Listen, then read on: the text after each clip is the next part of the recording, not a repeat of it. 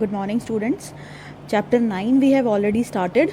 The chapter's heading was Force and Laws of Motion. Introduction part, what force can do, what is force, what is the unit of force, balanced and unbalanced force, what they can do, that all we have done.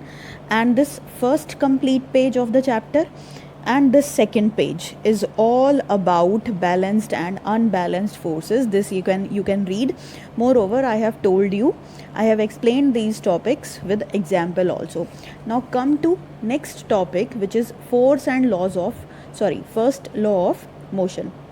So what are these laws of motion? Actually, Newton, a physicist, gave 3 laws of motion, which was collectively known as Newton's laws of motion. तो Newton ने 3 laws दिए basically motion से related, जिसको उसने क्या नाम दे दिया? Newton's laws of motion. First law of motion, second law of motion, third law of motion. तो तीनों को हम वन बाय वन डिटेल में एक्सप्लेन करेंगे और along with what are the practical applications of these 3 laws. So why did Newton formulated these laws? क्यों बनाए उसने ये laws?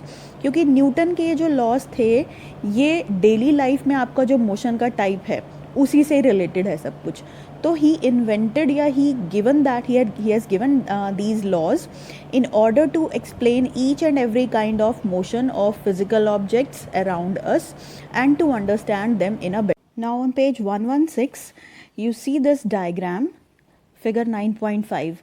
In this diagram what we have an arrangement of 2 inclined planes which are placed directionally opposite to each other. One's slope is coming down and other's slope is going up. So a marble or a ball is made to fall in between in these 2 inclined plane. So what we observe is this marble keeps on oscillating between these 2 inclined planes, and after some time it stops of its own. Why does it stops? And one more thing is कि जितनी height वो यहाँ से यहाँ तक travel कर रहा है उतनी ही हाइट ये यहाँ तक ट्रेवल करेगा, मैक्सिमम हाइट अटेन करेगा. This distance is exactly equal to this distance. So these 2 things are very important. One is the ball is travelling the same distance between these 2 points and these 2 points, and second point is the ball keeps on oscillating between these 2 inclined planes for a certain time, but after that time the ball will automatically comes to rest. Why it has come to rest? Because it is experiencing a kind of frictional force which slows down its motion, and further the ball cannot move of its own. तो जब तक वो यहाँ पे move कर रही थी, इनके बीच में अपने आप मूव कर रही थी, उसको एक फोर्स मिल रहा था, उसका मोशन था, तो उसके ऊपर एक अनबैलेंस्ड फोर्स लगा हुआ था. It keeps on moving. But उसके बाद क्या हुआ? फ्रिक्शनल फोर्स लग गया. तो फ्रिक्शनल फोर्स लगने से क्या हुआ? एक और फोर्स हमारे पिक्चर में आ गया, रोल प्ले कर रहा है फ्रिक्शनल फोर्स, जो कि इस बॉडी को रोक रहा है. तो किस टाइप के फोर्स लग रहे हैं बॉडी के ऊपर, and why the motion is continued by the ball और why the motion has stopped, this all is explained by Newton's laws of motion. So along with that, other kind of physical bodies explanation, their motion can be also explained by Newton's law. So we are going to discuss these laws one by one. So let us come to the very first law. These 3 laws are known as Newton laws. Read these lines. The first law of motion is stated that the first law of motion is also known as law of inertia. This you can see in your notes also, the notes that I have given you. In brackets you have to write law of inertia. First law of motion or law of inertia, it is one and the same thing. The first law of motion is stated as an object remains in the state of rest or in uniform motion. Note this word, uniform motion. It is talking about uniform, not non-uniform. Non-uniform नहीं लेना आपको. In a straight line. और uniform motion कब होता है? जब body किस में होती है? straight line. Unless compelled to change that state by an applied force. इसका मतलब क्या है कि एक बॉडी अगर रेस्ट पर है तो रेस्ट में ही रहेगी, और अगर मोशन में है, प्रोवाइडेड मोशन कैसा हो? यूनिफॉर्म मोशन हो, और वो मोशन में ही रहेगी. पर मोशन कैसा? स्ट्रेट लाइन, जैसा ये था. यहाँ पे स्ट्रेट लाइन मोशन में ही रही बॉडी, पर वो मोशन चेंज कब हुआ? जब बॉडी ने फ्रिक्शनल फोर्स अप्लाई कर एक्सपीरियंस करना शुरू किया। फ्रिक्शनल फोर्स के बिना बॉडी अपने आप इसमें मूव करे जा रही थी, स्ट्रेट लाइन पाथ में मूव कर रही थी, अपने आप ही मूव कर रही थी और यूनिफॉर्म मोशन में ही थी। अनलेस कंपेल्ड टू चेंज, जब तक उसके ऊपर कोई फोर्स ना लगाकर उसकी स्टेट को चेंज ना कर दिया जाए। तो this is first law of motion. So let me repeat it once again कि अगर एक बॉडी रेस्ट पर है तो it will remain at rest, और एक बॉडी अगर मोशन में है, यूनिफॉर्म मोशन में है, तो वो स्ट्रेट लाइन में ही चलती रहेगी। कब तक चलती रहेगी? अनलेस, जब तक उसके ऊपर कंपेल्ड, उसके ऊपर फोर्स ना लगाया जाए। कंपेल्ड मतलब उसके ऊपर फोर्स ना लगाया जाए, उसके ऊपर ज़बरदस्ती ना की जाए उसकी स्टेट चेंज करने के लिए बाय एन अप्लाइड फोर्स। और फोर्स भी कैसा होना चाहिए? अनबैलेंस्ड फोर्स होना चाहिए, क्योंकि बैलेंस्ड फोर्स स्टेट चेंज नहीं कर सकता। That we have learned in first video also. So this was all about first law of motion statement. Now see this these are some carom coins placed on a carom board. Obviously these carom coins cannot change their state of rest or motion until and unless you apply some force. अगर अभी ये rest पर हैं तो ये rest पर ही रहेंगे। जैसे ही आपने स्ट्राइकर से स्ट्राइक किया तब इनकी स्टेट चेंज हो जाएगी और ये रेस्ट पर रखे हुए कॉइन्स दे इमीडिएटली कम्स इनटू मोशन। पर अगर मोशन में है, एक प्लेस से दूसरी जगह तक वो कॉइन अगर मूव कर रहे हैं तो they will remain in motion until and unless उनको यहाँ इस जो होल है इसके अंदर ना जाना हो तब तक। तो this is how first law of motion work. Now I have told you that first law of motion is also called as law of inertia. So why does this first law of motion is called as law of inertia? Let us read that. So उससे पहले अभी हम क्या start करेंगे कि inertia actually क्या होता है। Inertia word is derived. This inertia word is derived from inert.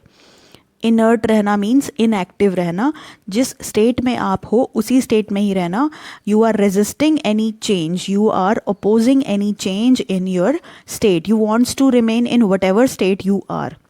Inert रहना, इनएक्टिव रहना, अपनी स्टेट को ना चेंज करना, that is all inertia. Inertia हर बॉडी की प्रॉपर्टी होती है, like this book also. If it is at rest it will remain at rest until and unless. कब तक ये रेस्ट पे रहेगी? जब तक मैं इसके ऊपर फोर्स लगाकर, like I am applying force on it and now it is moving.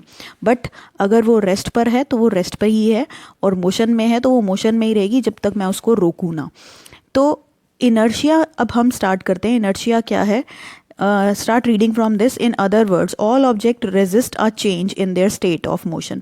Her object जो है अपनी state of motion, even rest और डायरेक्शन भी आता है इसमें, खाली मोशन की स्टेट को नहीं, रेस्ट और डायरेक्शन में भी चेंज को रोकते हैं, अपोज करती हैं बॉडी कि अपनी रेस्ट में या मोशन की स्टेट में या किसी एक स्पेसिफिक डायरेक्शन में अगर एक ऑब्जेक्ट मूव कर रहा है तो वो उसमें भी चेंज नहीं चाहते। तो in a qualitative way the tendency means the property, the characteristic, the feature, the tendency of undisturbed body, जो बॉडी जैसे रखी है उसको डिस्टर्ब नहीं कर रहे आप, टू स्टे एट रेस्ट और to keep moving with the same velocity is called inertia. Mean simply ये क्या कहना चाह रहा है? The property of an object, कोई भी एक ऑब्जेक्ट जो रखा हुआ है वो रेस्ट पर है तो रेस्ट पर रहना चाहेगा, और मोशन में है तो मोशन में ही रहना चाहेगा, और इस प्रॉपर्टी को हम क्या बोलते हैं? इनर्शिया बोलते हैं। अब क्योंकि ये सिमिलर सा लग रहा है like first law of motion, see first law of motion को अब हम दोबारा रीड करते हैं। An object remains in the state of rest or of motion or of uniform motion in a straight line unless compelled to change the state. यहाँ पर उसने force लगाने की बात करी है और यहाँ पर हम फोर्स की बात नहीं कर रहे अभी। तो इनर्शिया और फर्स्ट लॉ में एक ही डिफरेंस है कि यहाँ पर क्योंकि ये न्यूटन लॉ ऑफ मोशन था तो उसने फोर्स के लिए भी बात करी कि बॉडी कब अपनी स्टेट चेंज करेगी, जब उसके ऊपर फोर्स लगेगा। बट इनर्शिया क्योंकि एक प्रॉपर्टी थी तो उसके लिए हमने फोर्स की बात नहीं करी। वहाँ स्टेटमेंट कंप्लीट कर दी गई है और यहाँ स्टेटमेंट कंप्लीट नहीं है, सिर्फ प्रॉपर्टी बता के छोड़ दिया गया है। तो क्योंकि first law resembles with inertia, it has some similarity with the definition inertia, so it was correctly named as law of inertia also. So this is how there is a correlation between inertia and first law. अब उसके बाद यहाँ पर सारे applications हैं कि first law की applications क्या है, कि बॉडी रेस्ट पर है तो रेस्ट में ही रहना चाहती है, और अगर आप एकदम से ब्रेक्स अप्लाई करो या ब्रेक से एकदम से रेस्ट पर आओ तो क्या होता है। और इसी के ऊपर बेस्ड आपके ब्लू पैच क्वेश्चंस भी हैं। So you have to read this complete paragraph and along with this you have to read. इसके एक दो एग्जाम्पल्स मैं आपको एक्सप्लेन करती हूँ अभी। इसमें आपका एनसीईआरटी में एग्जाम्पल है कि ये भी है, when a motor car makes a sharp U turn at high speed, जैसे ही आप एक यू टर्न से ऐसे टर्न लेते हो तो आपकी डायरेक्शन जो है वो आप इस तरह से मूव कर रहे हो, पर आप कार में इनिशियली अगर स्ट्रेट लाइन पर चल रहे थे और यहाँ एक राउंड अबाउट आ गया, एक गोल चक्कर आ गया, आप यूँ स्ट्रेट जा रहे हो और आपको यहाँ पे डायरेक्शन चेंज फोर्सफुली करनी पड़ी। आपने अपनी गाड़ी का हैंडल लिया, अपना जो स्टेयरिंग था वो आपने चेंज किया and you started travelling along this roundabout, इस गोल चक्कर के अराउंड आप मूव करने लगे because you have applied some force on the handle of your two wheeler और स्टेयरिंग ऑफ फोर व्हीलर। तो इस तरह से आप स्ट्रेट लाइन पाथ से एक राउंड अबाउट के अराउंड मूव करने लगे। बट अगर आप अप्लाई नहीं करते force, if you keep on moving in the straight line, then what will happen? Obviously you are going to collide with this roundabout. Since you have applied some force, since you have changed your direction, so that is why you are able to move along this roundabout path, otherwise you must have collided with that।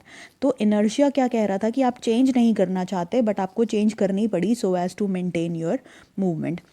सो इसी तरह से और example हैं कि why does a person fall forward when suddenly brakes are applied and why does a person falls backward when suddenly you start from rest। So once you read these two questions from your notebook, and then I'll take the doubts related to these 2-3 questions। Now see, there is an example or activity showing inertia of rest. This activity is 9.2. In this activity what we have taken a glass and over it we have placed a card over which we have placed a coin। तो ये बचपन में हम अपनी इस type की activity किया करते थे और कहते थे आओ जादू दिखाते हैं तुम्हें कि ये कार्ड फ्लिप हो जाएगा और कॉइन उसके अंदर हम डाल के दिखाते हैं। तो जिसको प्रैक्टिस होती थी वो उसका कॉइन अंदर इसमें ग्लास में आ जाता था और जिसको प्रैक्टिस नहीं होती थी उसका कॉइन भी साथ साथ मूव कर जाता था। बट जैसे जैसे बड़े हुए तब समझ में आया कि हाँ इसमें भी फिज़िक्स लग रही है। तो what physics is behind this kind of activity? You have taken the card, both card and the coin are at rest, but when you flip the card, then immediately after flipping, card comes into motion, but coin being heavier in weight as compared to this lighter card will resist its change in the state. तो वो rest पर था तो वो rest पर ही रहना चाहेगा और उस रेस्ट पर रहने के चक्कर में क्या होगा, कार्ड तो मूव कर जाएगा but this coin drops down into the glass just below its position which was earlier at above the card। तो वो क्या कर रहा है कॉइन कि वो हैवी है, वो अपनी स्टेट को इजीली चेंज नहीं कर पाएगा। कार्ड हल्का है, कार्ड अपनी स्टेट को इजीली चेंज करेगा क्योंकि इनर्शिया और वेट में भी एक रिलेशन है जो भी हम आगे पढ़ते हैं। तो कार्ड भारी होने के कारण सडनली अपने आप ही नीचे गिर जाएगा, वो फ्लिप नहीं कर पाएगा कार्ड के साथ साथ आगे स्वे नहीं कर पाएगा, यहाँ स्विंग नहीं कर पाएगा, रादर वो यहीं से नीचे गिर जाएगा due to inertia of rest. जिस स्टेट में बॉडी पहले होती है अगर आप उसको डिस्टर्ब करते हो तो उसी स्टेट का ही इनर्शिया लगता है। जैसे यहाँ पर कॉइन नीचे क्यों गिरा, due to inertia of rest, क्योंकि वो रेस्ट पर था। अब इनर्शिया ऑफ रेस्ट को हमने डिस्टर्ब करना चाहा तो कॉइन जो था उसने उस चेंज को अपोज किया और उस चक्कर में coin drops down into the glass.